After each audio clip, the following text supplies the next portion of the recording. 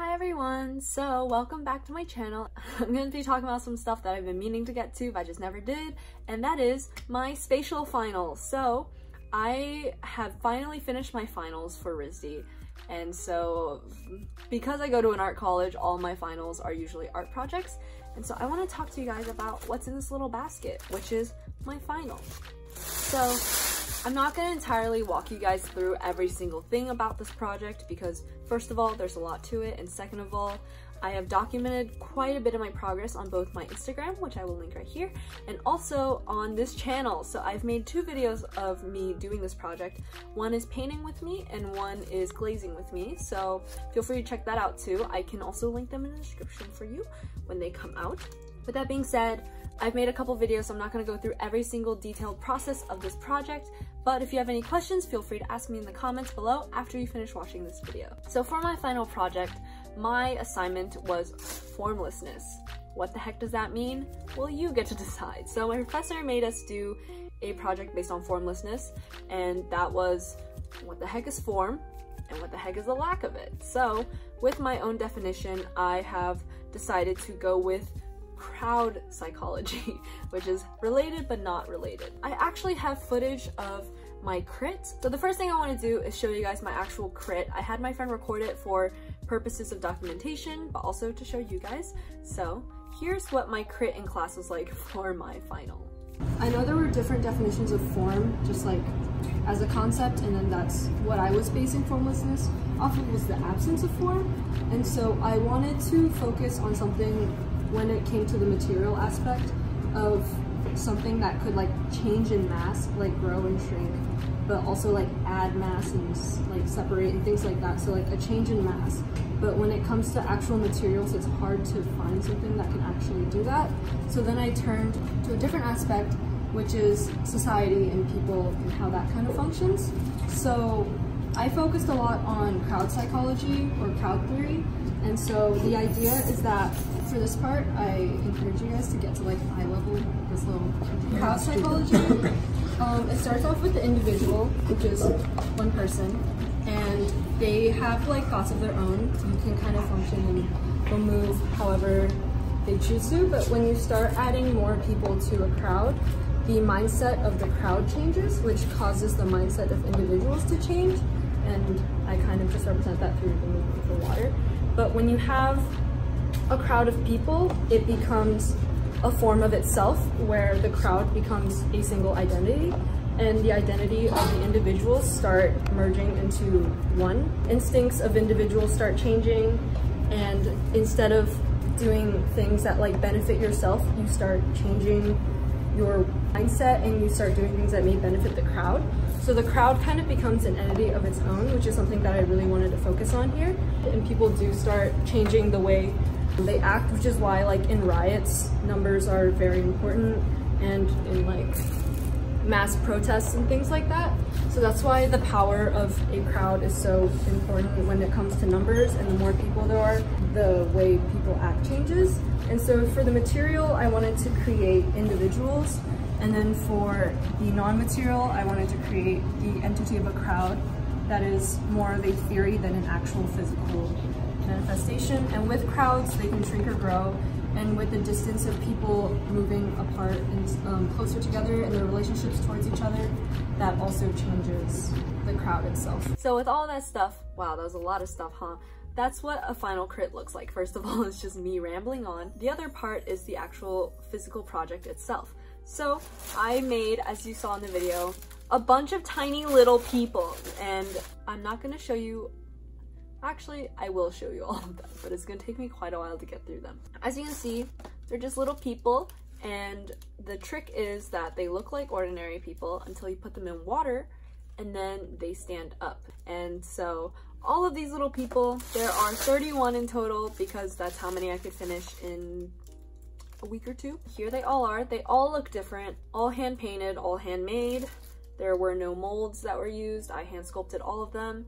And like I said, there's just a bunch of them. So I want to show you guys my project because I'm actually really proud of this project, and this is probably one of, if not the favorite project that I've done so far at RISD. So as you guys heard in my video of my final crit, the main topic of this was crowd psychology, in terms that when a crowd is formed, it is one entity, but it is formless because there's no one form that a crowd can take, because it's technically made of individuals, but when a crowd is formed, the individual mind kind of melds into a crowd mind, if that makes sense.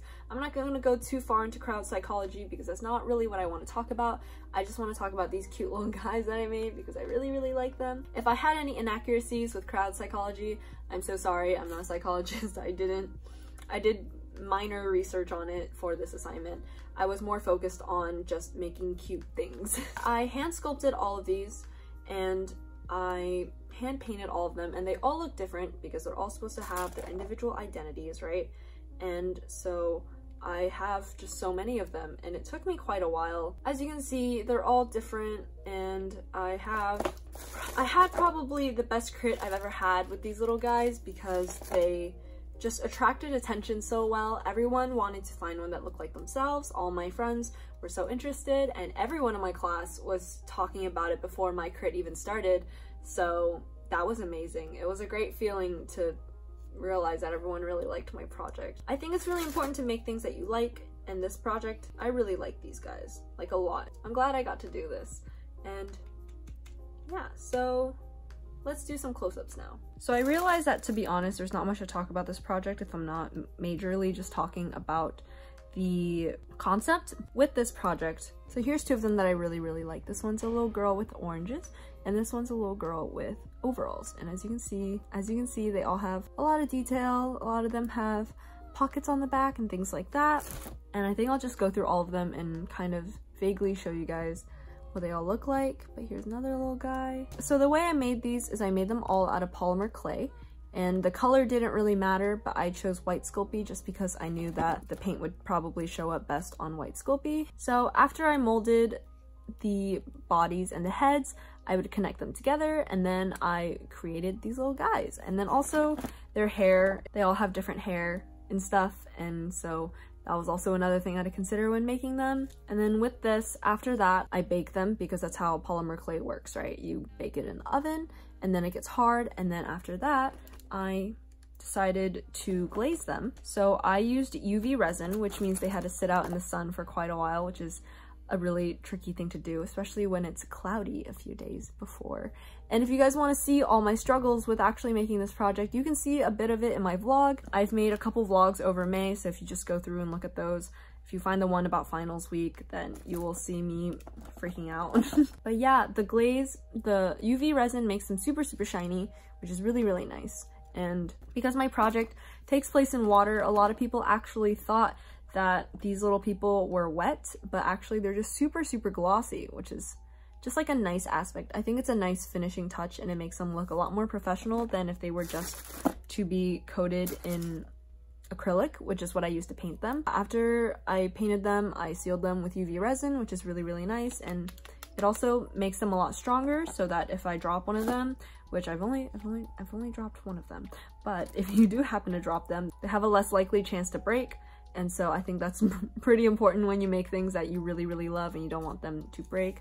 But also the UV resin like really smooths over all of these pieces, and so that you don't really have to worry about the paint texture showing through too much, or like your brush texture if you're not using a really good brush.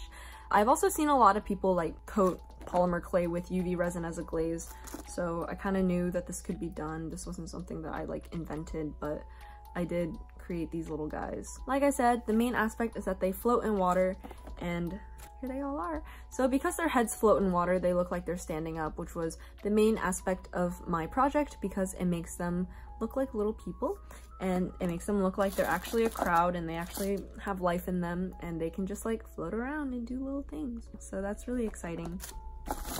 And these are the last three. I know I didn't go into too much detail about all of them, but I wanted to talk about other stuff too. So here's the last three. They look like this.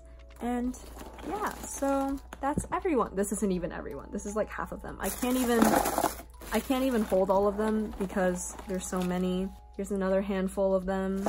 So I guess the common consensus is that it takes 3 handfuls for me to pick up all my little guys. So yeah, I just kind of wanted to visually show you guys what these little people look like. I've been keeping them in this basket because it's just kind of all I have right now. but I'm actually really proud of this project. I'm really proud of how cute they are and how they turned out. And so I'm really glad that I had the opportunity to make these guys. But also, one of the things I really wanted to talk about was that they go super well, almost seamlessly, with my previous final from last semester, which if you haven't seen, please go watch it. It's right here. I will link it if I can. If I can't, I'm sorry. Doing my best here, being on vacation and filming at the same time. But go watch this video. It's my finals video from last semester for design, and I made a dollhouse. I didn't realize that these little guys are perfect proportion to my dollhouse, and they fit so well inside, and it just makes me so happy. And I think for like future storage purposes, they're just gonna live in my dollhouse, because why would they not? So with this 1 year at RISD, I've managed to make a dollhouse and a set of 31 dolls, and also a set of furniture that goes inside. Like, I have my dollhouse right here, so I'm just gonna grab this little piece of furniture. So this is a sink. I made the sink. This is like the right proportion. It's just so exciting. They're so cute. I'm so happy that like this happened. I didn't mean for this to happen. It's totally just a coincidence. Like, here's an oven that I made, and it also goes at the right height because I made all the furniture relatively to proportion with just how I made them. So I guess I naturally make things at this specific proportion. Which is very interesting. But also, you can see my progression with projects, as these are so much shinier than these, and I'm thinking of maybe going back and glazing these if I get a chance, but I don't know if I ever will. I'm just so glad that they like go together. So now that I've kind of talked to you guys about the basic concepts, I want to show you some of my favorite little people. I know I went through them pretty fast just to kind of give you a gist of like all the little people that I made, but here are some of my very favorites that I ended up really loving.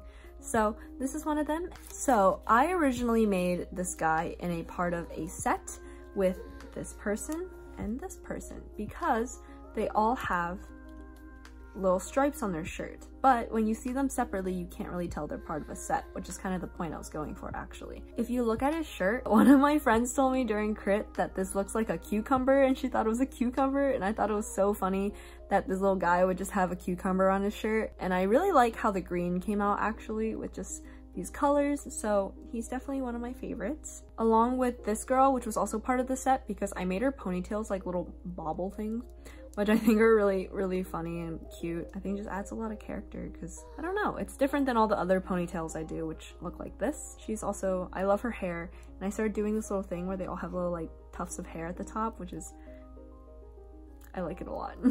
I think it's a good artistic decision that I made. I like this guy a lot just because of the umbrella that I put on his shirt, just because I think the umbrella and his cheeks, because they match, I think it's just like a really cute balance of the person. And also, I just like his little bowl cut. It just feels very wholesome, you know? A lot of them have bowl cuts, but him in particular just feels natural. Yes. This girl, like I mentioned earlier, I really like because of her shirt and her cheeks and just the colors. I think for a lot of them, the reason I end up liking them is the colors that I chose, because even though they all follow a pretty similar color palette, some of them end up just working out better than others. So I think the orange with the blue jeans just look very well together. But here's this little one. I have to love this one's outfit. This is the only one that actually is wearing socks. I intended on giving a few of them socks actually, but I think I just never got around to it because of time restrictions. But I like her shirt a lot too, or her tank top, I guess. She's the first one that I ever did with a tank top like this, in this style, and I thought it came out really cute. I appreciate her thigh highs a lot because I wear these in real life. But I just really like her outfit, and it was like a leap of faith to be doing this outfit because I hadn't done it yet. Everyone else was wearing t-shirts at the time, so I was kind of scared too, but I'm glad it worked out well. This person, for whatever reason, is definitely one of my favorites. I think because of the little heart buttons that I did, but I think it's just a really sweet little outfit. And also I think the hair, these two little pigtails, just really get me because I think they're really cute. But yeah, so here's the... I just dropped her, but it's on my bed, it's okay. I think the back pockets, and also these two little front pockets. This reminds me of a pajama shirt, which is why I think it's also funny that like you would just wear this out and about when it's a pajama shirt. This one is the first one that I ever painted, which was really scary at the time, but I really like how this one came out because of the overalls, which will actually be in a favorites video very soon, my overalls. Really liked how this one came out. I think it's really cute, and obviously I think all of them are cute, but I'm also super biased because I literally made them. I just think the colors on this one came out really well as well, And also I did this little sleeve detail, actually in reference to this shirt where I have like all these little words on my sleeve that I really like a lot, so that's why I did that. I like how her face came out a lot too. I was spending so much time on their faces trying to figure out what style I wanted to go with, and this is what I ended up with. I also really like this guy a lot, probably for the same reason more of, if not, than the other one, because of the hair. I think this hairstyle just has a soft spot in my heart, and also this hairstyle of like the cut around with the really flowy one. I think this is one of, if not the only ones that has this style, and I think it's just really funny. I think I was going for like curly hair, but this is just kind of what ended up happening. Because I wanted to keep doing a like pretty simple kind of aesthetic that I already started with, I didn't want to go too crazy with their hair, so I think this one's just really funny, but it still fits all their personalities. And also the details that I did on his shirt and on his pants just turned out really, really well as well. Yeah, I really like these 3 stripes that I was doing. Not sure exactly what prompted me to do that. I think it was just the whim of the moment, but I think it came out really cute, and I love his little hair. I love these little guys. This guy I've been referring to as my pink lemonade boy because of the colors that he's wearing, but I just think it's really funny also because it reminds me of that SpongeBob episode where they're like wrestling, where SpongeBob and Patrick are wrestling, and then they're like in a fight or something, but then like somehow their pants fall down and they have like the opposite person's colors underwear or whatever. Like SpongeBob was wearing pink underwear and Patrick was wearing yellow underwear, and they're like, you do care. I don't know why I think that's so funny, and this guy reminds me of that. But also pink lemonade colors, you know? So, important man right here. So speaking of pajamas, this person literally looks like they're wearing pajamas, which I think is so funny because it's like they just wandered into here. They're like, oh, I'm in the wrong spot. Oh no. Put a little bow on his pants.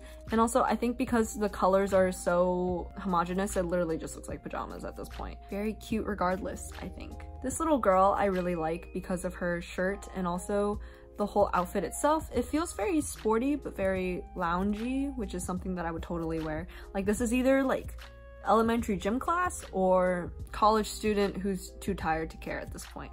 So I really like her outfit. I really like the sun shirt, which also is in reference to one of my shirts that I have that has a sun on it that I really, really like. This one. Also, I think the red shorts are just really, really cute. And I think I actually used to own a pair of shorts that was this color, but I no longer do. And then lastly, my favorite would be this girl who I actually painted in one of my Do My Homeworks With Me, if you guys haven't seen that video. Like I said, I made a couple videos while creating these guys because I really felt like it, because I really wanted to talk about like this entire project because it was just so fun to do. And so I painted her in one of my videos, so you can totally see my thought process through that. She has a cute little peach shirt and it has little sparkles and everything, and I just think she's really charming. Also, I love her little cheeks. I love all of their cheeks. I did all their cheeks in different colors, and I think it came out really well actually with like the effect that I was trying to achieve, which I guess isn't really any particular effect other than being cute. So now just the last thing I want to explore is putting them in my actual dollhouse. I want to see how this actually works and how it would actually look, so I'm actually really excited. If you guys remember, my dollhouse is based off an exploded floor plan, which means I have furniture on the walls and on the ceilings and everywhere, so I just kind of want to see how they all interact with each other because I think it'd be really interesting. And so let's put some in my dollhouse and see how it goes. So as you can see, here's my dollhouse, and I just have some of my favorite little guys, and we're just gonna put some of them in. And let's just see how it looks. So yeah, they're totally the right dimension for the most part. Obviously this fridge is a little not the right size. Oh my god, they look so cute. They have a little home, which is so exciting. I'm so glad they have a home. I guess I just created a whole toy set first year at ISD, which is really interesting. Obviously they can't be like walking on walls and stuff, but they totally fit, which is really, really exciting. So yeah, I'm really glad that it all worked out and they all fit. It wasn't exactly my intentions for these little guys to be fitting in my dollhouse, but it's really cool that they do, you know? I'm totally cool with that. And so now I've totally made a whole set of toys. I'm really happy about that actually. I'm glad it all fits together and makes a little world. But this is basically my spatial project. I know I don't have a lot of clips of it in its final form, as in it being in the water and moving around, but I just didn't really want to be demonstrating that in a video right now in my dorm room, so, because that was just a little bit too messy. Thank you so much for watching. Hope you're still interested in all my art, and let me know what you guys think. So with all that being said, thanks for joining all of us in our little adventure together.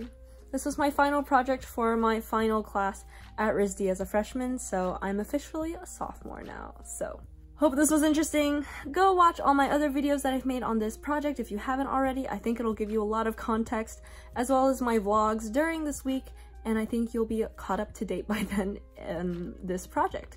With all that being said, I will see you guys later, so stay hydrated, take a nap, and I will see you when I see you. Thanks for watching, and bye!